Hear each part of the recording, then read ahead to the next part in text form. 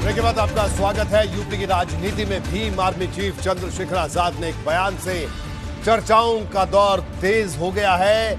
Azad Samaj party के अध्यक्ष चंद्रशेखर ने दावा किया है कि उनकी सपा और बसपा से गठबंधन की बात चल रही है।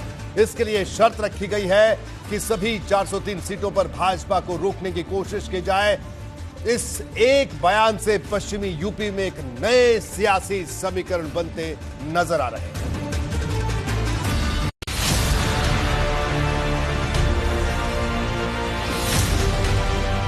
चंद्रशेखर आजाद, भीम आर्मी प्रमुख, ये यूपी में राजनीति का वो नया चेहरा है जो अपने समर्थकों के दम पर सियासत के नए समीकरण रच रहा है। और ये समीकरण विरोधी खेमे के कई सूरमाओं की बेचैनी बढ़ा रहा है। बेचैनी इस बात को लेकर कि कहीं दूर रहे तो अपना वोट बैंक ना घट जाए। इसलिए चंद्रशेखर को अपने पाले में करने में कई दल जुटे हैं। लेकिन खुद भीम आर्मी चीफ क्या सोच रहे हैं, ये उन्हीं से सुनिए। आजाद समाज पार्टी बहुजन समाज के समर्थन में रहेगी, उनके मुद्दों पे रहेगी। हमारे कुछ कॉमन मिनिमम प्रोग्राम है, हम अपनी तैयारी कर रहे हैं क्योंकि 403 सीटों पे बीजेपी को रोकना है। ये तय है कि 2022 में भी कोई बड़ा सियासी दल ही यूपी में सरकार बनाएगा। लेकिन ये भी तय है कि उसे सत्ता तक पहुंचाने में छोटे दलों की बड़ी भूमिका रहेगी। अखिलेश यादव पहले ही कह चुके हैं कि उनकी पार्टी कई छोटे दलों से गठबंधन करेगी। वहीं बसपा अभी गठबंधन के मुद्दे पर फ्रंट फुट पर नहीं आई है। ऐसे में आजाद समाज पार्टी के मुखिया की रणनीति को समझना जरूरी है। तो जो ऐसे दल हैं जो इन सभी मुद्दों पे हमारे साथ सहमत होकर उनके साथ मिलकर एक गठबंधन भी बनाने का हम लोग प्रयास करेंगे कि उत्तर प्रदेश में बीजेपी को रोका जा सके। चंद्रशेखर आजाद ने हाल ही में भारतीय सुहेलदेव समाज पार्टी के मुखिया ओम प्रकाश राजभर से मुलाकात की थी। अखिलेश यादव से भी वो पिछले दिनों मिलकर चर्चा कर चुके हैं और लोगों ने वो तस्वीर भी देखी थी जब प्रियंका गांधी वाड्रा उनसे मिलने अस्पताल पहुंच गई थी। ऐसे में भीम आर्मी प्रमुख चंद्रशेखर की विधानसभा चुनाव में कितनी अहम भूमिका होगी समझी जा सकती है। एबीपी गंगा के लिए ब्यूरो रिपोर्ट।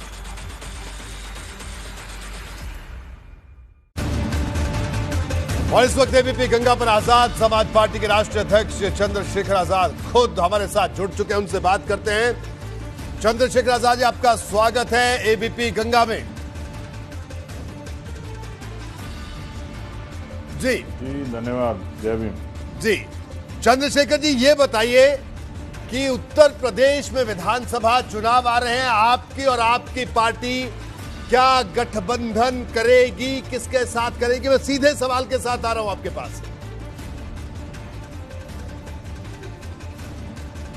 देखिए, पत्रकार को सवाल सीधा ही पूछना चाहिए। कान इधर उधर तो बातें घुमाने का काम नेताओं का होता है। लेकिन आप तो आपसे सीधे गठबंधन सीधे जवाब की उम्मीद है।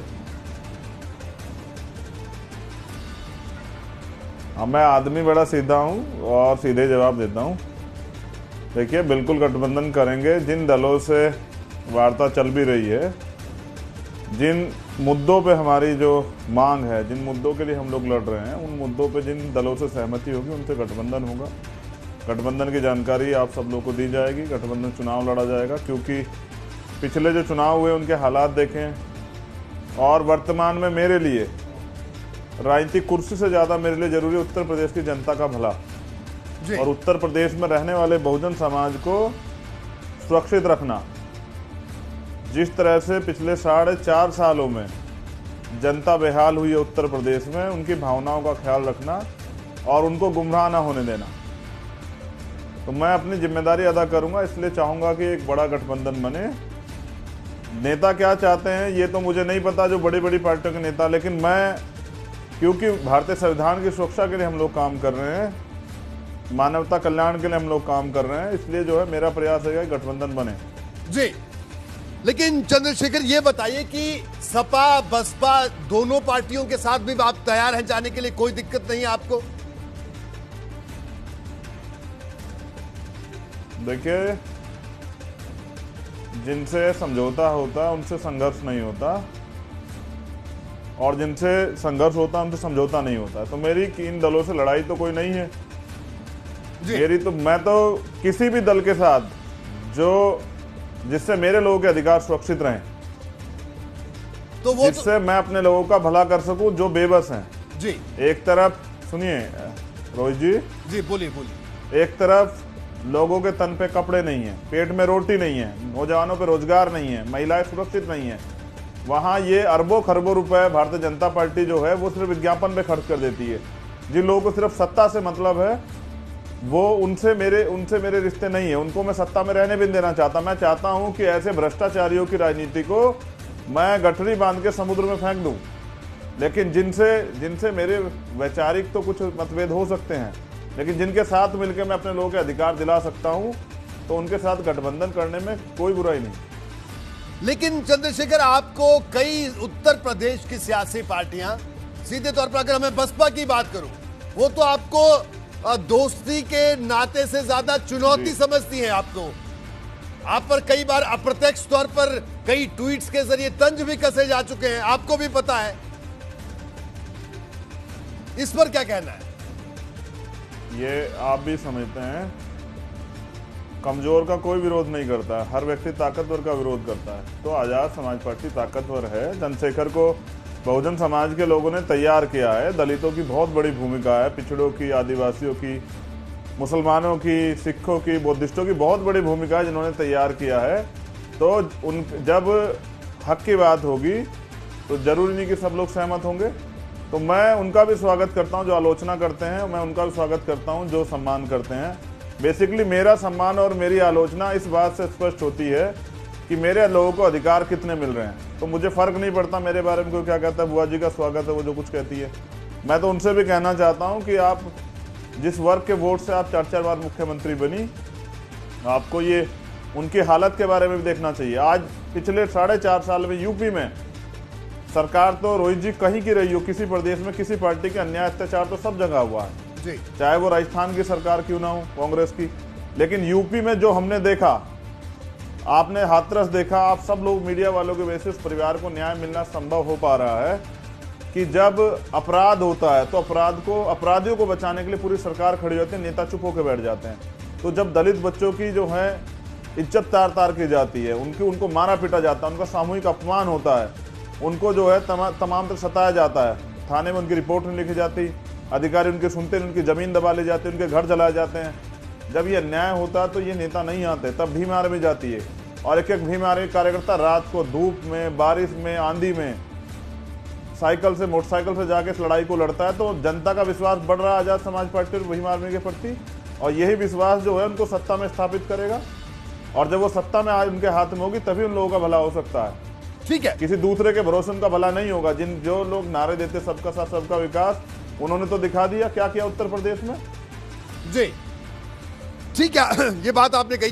चंद्रशेखर, देखिए, अगर हम आपकी सियासत को देखते हैं, आपको अगर देखते हैं, तो चंद्रशेखर ने इसलिए अपनी जगह बनाई उत्तर प्रदेश की सियासी जमीन पर, जिस जमीन पर जगह बनाने के लिए लोगों को सालों लगते हैं, बहुत सारी चीजें। ठीक है, आपको पूरे समाज का प्यार मिला, सब लोगों का प्यार मिला, साथ मिला, आप खड़े हुए।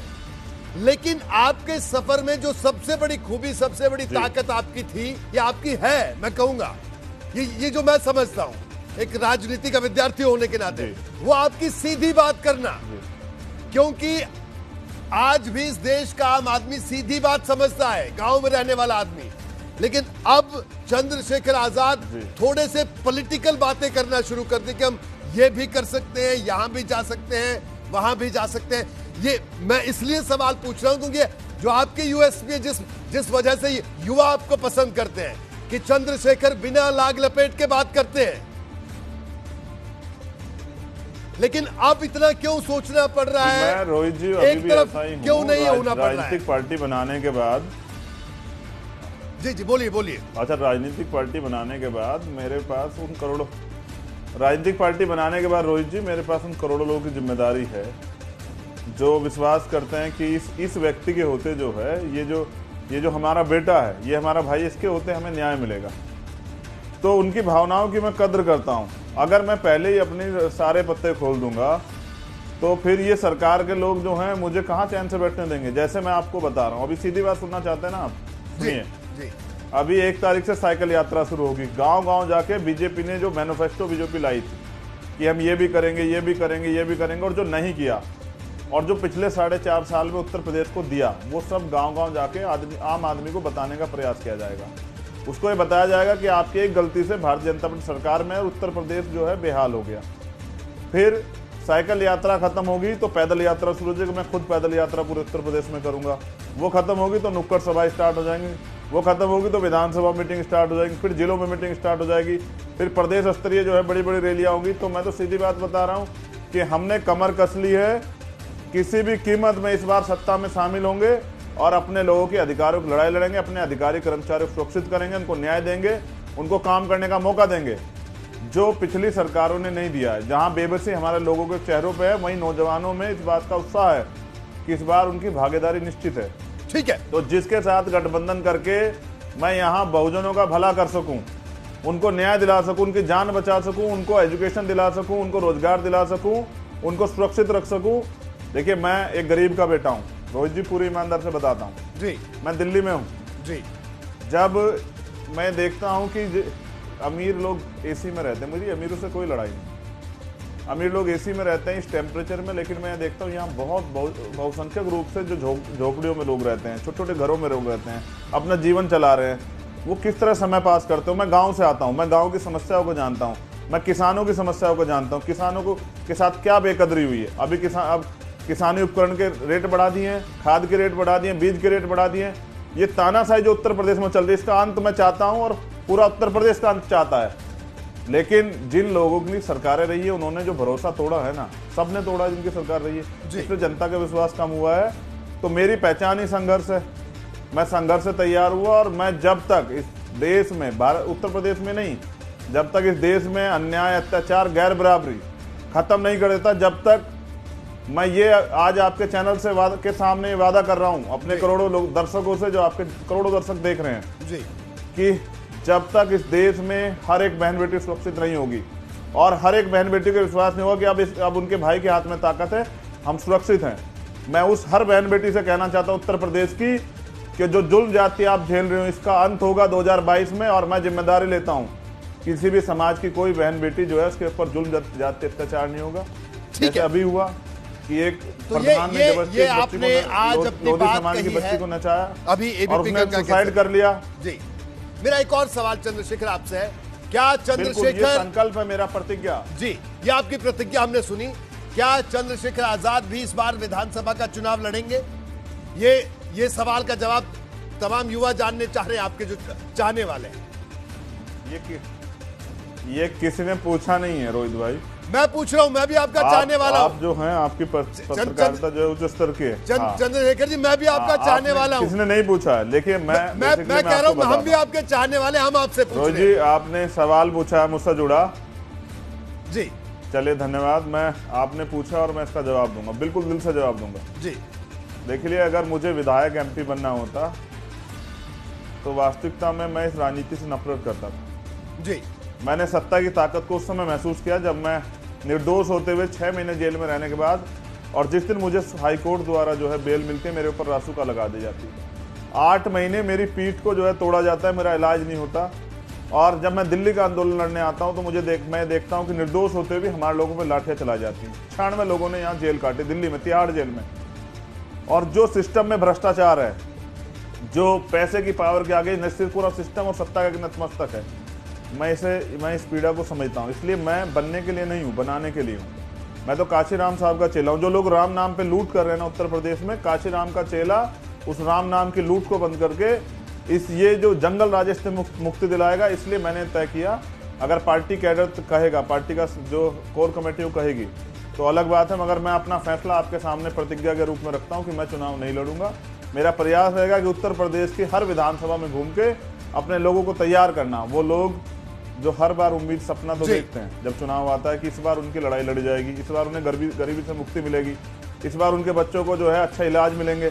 ठीक है, लेकिन मिलते नहीं है। चंद्रशेखर, मैं आप रोकूंगा क्योंकि मेरे पास वक्त खत्म हो रहा है, लेकिन एक आखिरी सवाल लड़ाने का काम करूंगा। ठीक है, ये हमने आपका जवाब सुना कि आप लड़ेंगे नहीं, चुनाव लड़वाएंगे। एक आखिरी सवाल, वक्त कम है, बड़े संक्षेप में। देखिए चंद्रशेखर, मैं इस सवाल इसलिए आपसे पूछ रहा हूं क्योंकि हम लगातार देखते हैं सबके लिए रोहित जी सबके लिए कुर्सी जरूरी है। रोहित जी, सबके लिए कुर्सी जरूरी है और मेरे लिए मेरे लोगों के अधिकार, उनका सम्मान, उनका स्वाभिमान की सुरक्षा। ठीक है, तो हर आदमी अगर बनने के लिए आएगा रोहित जी, तो फिर काम कौन करेगा? मैं उनका वर्कर हूँ। ठीक है, मेरा बड़ा एक आखिरी सवाल आपसे, बड़े संक्षेप में एक आखिरी सवाल ये कि जब भी कोई किसी आंदोलन से नेता बना, अगर हम पिछले कुछ सालों का, पिछले कुछ दशकों में देखें तो, लेकिन जैसे ही सत्ता मिलती है तो उस आम आदमी की बात भूल दी जाती है। बीएसपी के साथ यही हुआ। जिन कांशीराम की आप बात कर रहे हैं, उन्होंने पूरा जीवन खपा दिया। लेकिन आप सच बताइए, चंद्रशेखर आजाद की जिंदगी कितनी बदली? चंद्रशेखर आजाद को खुद संघर्ष करना पड़ा यहां तक पहुंचने में। तो यह बड़ा सवाल है कि आंदोलन से नेता तो बनते हैं, लेकिन जब वो नेता बन जाते हैं तो आंदोलन पीछे छूट जाता है। देखिए सर, रोहित जी, संघर्षों से लाल पैदा होते हैं, समझौतों से दलाल पैदा होते हैं। मैं संघर्ष से तैयार हुआ। जिन लोगों ने मुझे सताया, जिन लोगों ने मेरे ऊपर मुकदमे लगाए, मैं उनकी राजनीतिक व्यवस्था को भी समझता हूँ। वो चाहते हैं कोई ईमानदार व्यक्ति लड़ने ना आए। ऐसे भ्रष्टाचारी और करप्ट लोग रहे जिसके सीबीआई ईडी का डर दिखा के, इनकम टैक्स का डर दिखा के उनका मुंह बंद किया जाए, अपने तरीके से उनसे काम लिया जाए। मैंने ये रास्ता इसलिए चुना कि मैं बहुत सारे लोगों का जीवन बदलना चाहता हूँ। मैं महसूस करता हूँ उन परेशानियों को जो मैंने खुद के जीवन में झेली, और आज भी वो बरकरार है। मैं उन परेशानियों को बदलना चाहता हूँ, इसलिए मेरा संकल्प ही जो है ना, मेरी ताकत है। मैं एक गरीब का बेटा हूँ। मुझे मेरी कोई जो है ना, मैं कड़वे शब्दों में कह रहा हूँ, अच्छी नहीं लगेगी सब लोगों को। ना तो मेरी बुआ जो है मुख्यमंत्री थी, ना ही मेरे पिताजी जो हैं मुख्यमंत्री रहे, ना ही मेरे दादा मुख्यमंत्री रहे, ना प्राइम मिनिस्टर रहे। मैं तो एक आम आदमी, एक गरीब घर से निकला हूँ और गरीबों की समस्या को समझता हूँ। और इसलिए मैंने नेता स्वीकार किया माननीय काशीराम साहब को। और आप सच जानना चाहते तो ये है कि जब मैं रात को सोता हूँ तो बाबा साहब अम्बेडकर और माननीय काशीराम साहब मेरे सपने में आते हैं। मुझसे कहते हैं कि मैंने ये संविधान बनाया और ये उंगली का रास्ता दिखाया कि संसद की तरफ चलो, संसद पे कब्जा करो, देश में सत्ता लाओ। और काशीराम साहब कहते हैं मैंने अपनी पूरा जीवन खर्च कर दिया कि तो ये गरीबों की सत्ता आएगी, बहुजनों को राज मिलेगा और तुम लोग चैन से कैसे सो सकते हो। तो मैं उठ जाता हूँ और मैं फिर ये संकल्प करता हूँ हर रोज कि नहीं, मान्यवर काशीराम आपका सपना पूरा करेंगे, गरीबों की सत्ता लाएंगे, उनके हक अधिकार उनको देंगे। ये जो अमीरों को जो सुविधाएं मिली गरीबों को भी देंगे, और गरीबों के जीवन को जो नरक बनाया गया है, जो धोखा उनसे हुआ है, छल को बंद करेंगे। ये जो आप समझते हैं, बिल्कुल प्रोग्राम बंद नहीं होगा प्रधानमंत्री के लिए, लेकिन गरीबों पे घर नहीं रहेंगे।